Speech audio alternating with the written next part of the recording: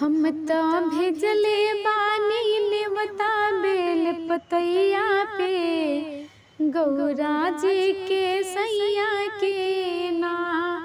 हम त भेजले बानी नेवता बेल पतैया पे गौरा जी के सैया के ना।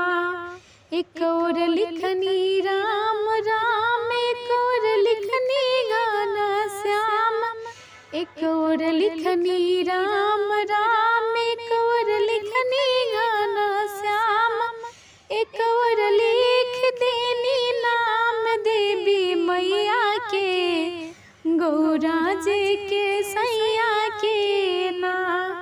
हम त भेजले बानी नेवता बेल पतैया पे गौरा जी के सैया के ना।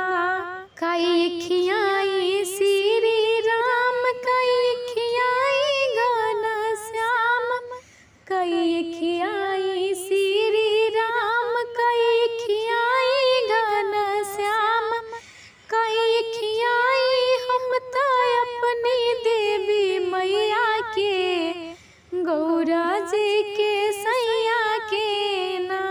मेवा मिश्री श्री राम, माखन खिलाई गाना श्याम, मेवा मिश्री श्री राम, माखन खिलाई गाना श्याम, हलवा पूरी खिलाई अपनी देवी मैया के भंगिया गौर के सैया के ना।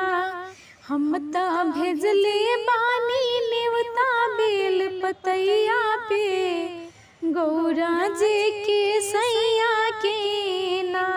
कहवा झुलाई श्री राम, कहवा झुलाई गाना श्याम, कहवा झुलाई श्री राम, कहवा झुलाई गाना श्याम, कहवा झुलाई अपनी देवी मैया के गौरा जी के सैया के ना।